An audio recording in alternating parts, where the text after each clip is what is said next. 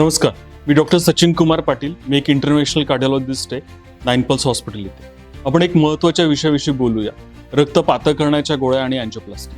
ज्या पेशंटची अँजिओप्लास्टी झाली असते त्यांना रक्त पातळ करण्याच्या गोळ्या किती दिवसासाठी आणि किती वेळेसाठी घ्याव्या लागतात हे बऱ्याच वेळेस बरंच कन्फ्युजिंग असतं.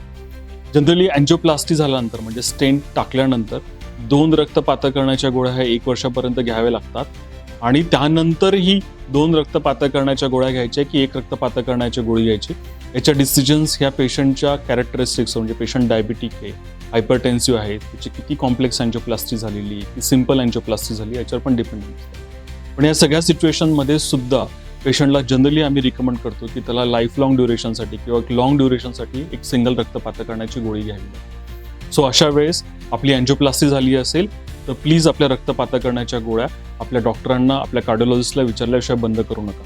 थँक्यू.